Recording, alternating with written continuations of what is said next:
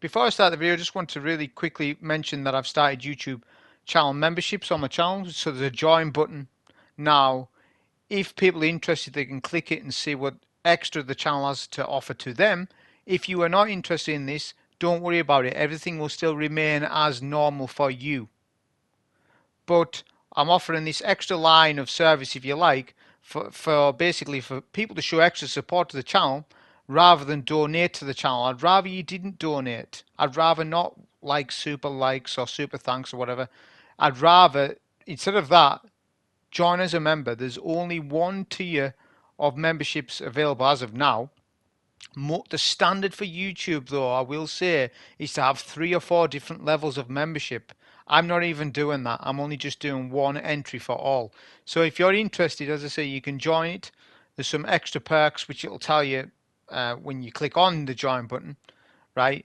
So my idea is, because the channel is solo themed, so that basically there'll be these loyalty badges. So when you comment on a video on my channel, you'll get a badge next to your name. But depending on how long you've been with my channel, the badge will change over time. And it's based on the solo flawless dungeons from easiest to hardest rated by me.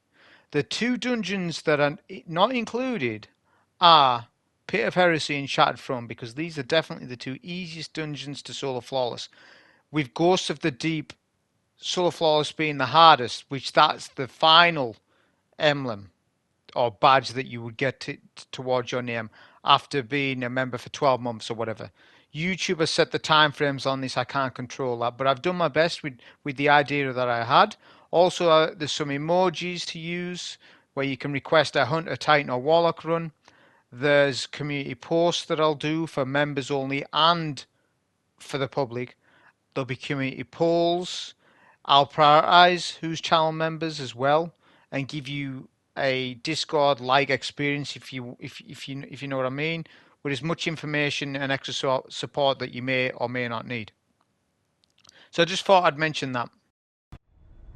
This video is going to show you the God Roll craft for the Solar Fusion Rifle, the Eremite from Season of the Witch, and urging you to craft this weapon as soon as you can, as it's one of the highest damage weapons in the game, and it is now starting to beat some of the rapid fire frame fusion rifles. So the Eremite is a solar fusion, it's high impact frame. Now since fusion's got a rework, whenever that was, ages ago now, Cartesian Coordinate was one of the standout fusion rifles, so was Riptide. Any rapid fire frame fusion was really standout. The thing is, it's flipped it on its head this season, because we've got now a high impact frame fusion beaten rapid fire frame fusions, which no one saw this coming before this season started. I don't think anyone's seen this coming. So that's why I'm saying that you need to craft this weapon and make sure that you get the craft correct, which that's what this video is about. So Cartesian Coordinate, rapid fire frame, charge time 500. My particular one, 920. So it's almost double. So how the hell can this fusion beat Cartesian Coordinate? Well, I have a Kali DBS test at the end of the video if you want to see that. Just showing you the numbers between them both, a rough little test I've done. But mainly we just want to cover, as I say, the perks and what you should choose on the gun. Because it's valuable materials that you use, and the Ascendant alloys are quite valuable, but the other materials that you need aren't so valuable. But this is the short answer. So if you just want the short answer, here it is. And then if you want the reasons behind the answer, if you want the long answer, that'll be after this. The short answer to God Roll craft the Eremite Solar Fusion Rifle would be a Masterwork stat of charge time, a barrel of your choice, but I would recommend Fluted Barrel small bore as your 2 good barrels. But there is a play perspective aspect to this, and players will gravitate to the barrel that they want. But you do need to choose the barrel that's going to be decent for stability as well, because of a perk coming up. Liquid coils or accelerated coils in the second slot, because you don't need to run ionized battery or enhanced battery, because what it basically means is if you run ionized battery, enhanced battery, you have a larger magazine. If you then have Envious Assassin, Envious Assassin stacks with a mag option perk. But the problem that I have with this is that the gun only holds 13 or 14 bullets anyways. Without running a mag option, you will still overcharge the mag at 14 anyway. The only difference would be is if you double reserve a banner, then it would make a difference to run ionized battery or enhanced battery. Like ionized will put it to 7, enhanced puts it to 6. I'm just saying that that's a little niche. It may happen a bit in dungeons and stuff, but it's a bit niche that happening. So I'm just saying you don't have to run it. You can run liquid coils or accelerated coils. Accelerated coils, briefly, will decrease the total damage but increase its burst damage. Liquid cores will increase total damage but decrease burst damage. So with that information, you pick which mag that you want.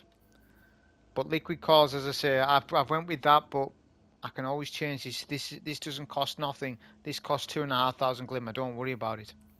The first column, Envious Assassin, enhanced, and the second column, Enhanced Control Burst. Enhanced Control Burst currently does not work in the game. So if you don't want to spend an Ascendant Alloy, then just use Standard Control Burst. That's what the God Roll craft will be for the fusion. So that's the short answer.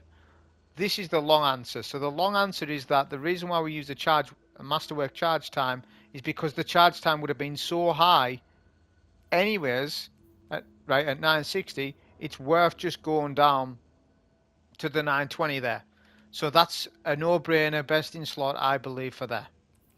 The barrel, I briefly said that both Fluted Barrel and Small Bore would be fantastic choices because you need to realize that stability affects the group and bolts of the fusion rifle, and all bolts must hit the boss or a champ or whatever for you to get the 20% damage bonus from control burst.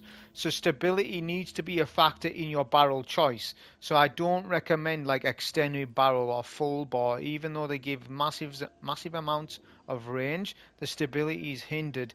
You need to spec for a middle ground, I think. I even think probably small bore is the best choice here, although it does hit handling quite a lot. I went with Fluted Barrel for now. It's fine. I can change this barrel anytime. People get really funny over barrels. They really do. Some people like stamp their feet, say, right, no, I want this barrel. Well, you can have that barrel. No one's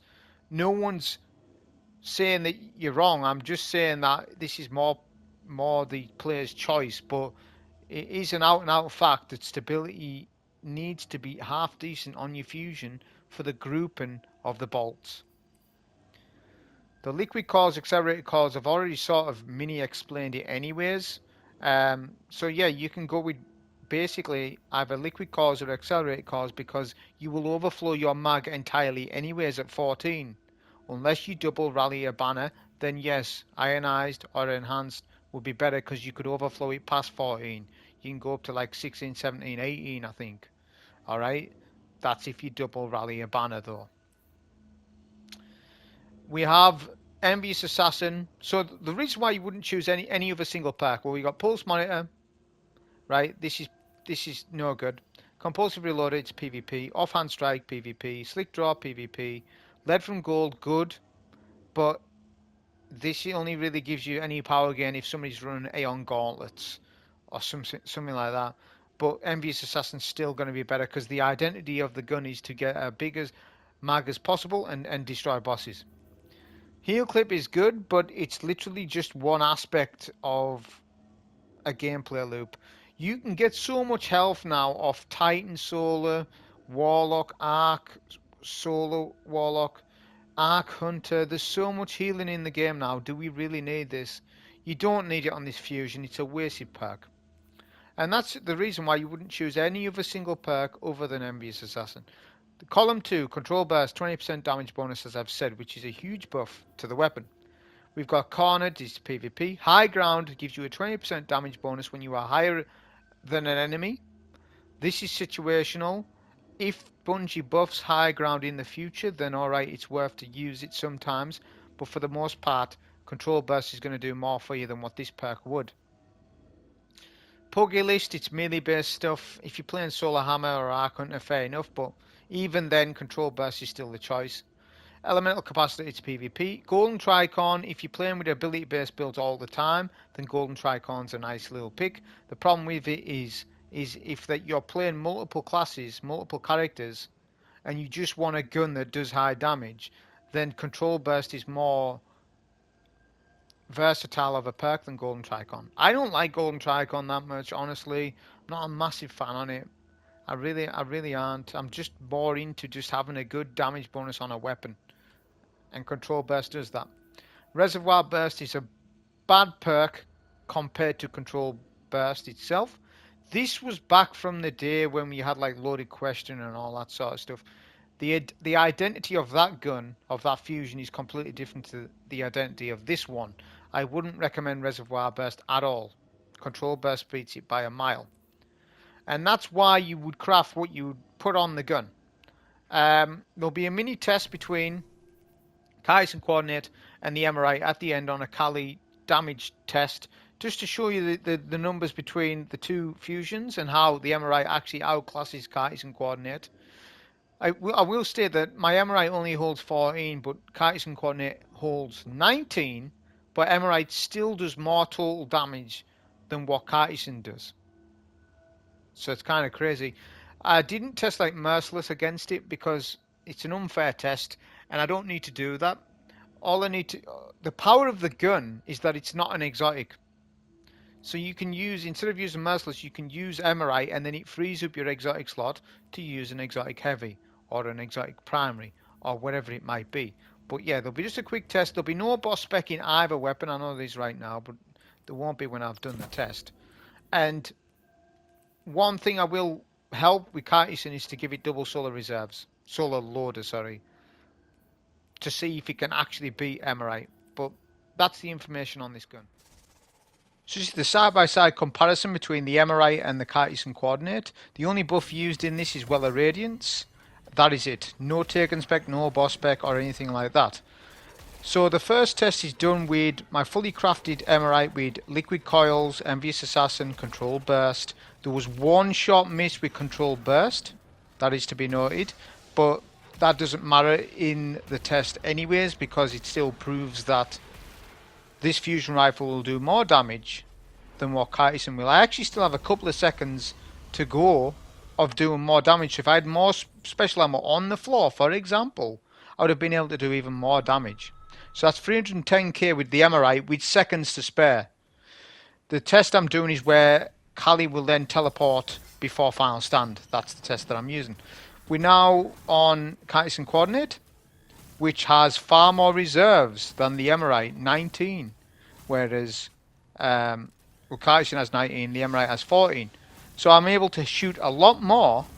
It has only Vorpal, which if Cartesian Coordinate came with Control Burst, then this could be a different situation, although it would be a different situation, I suppose. But that's the damage. That's double solar loader as well, by the way. But that's less damage you can see. And I fired more shots with Cartesian, which proves that the Eremite's a better fusion than what Cartesian is overall.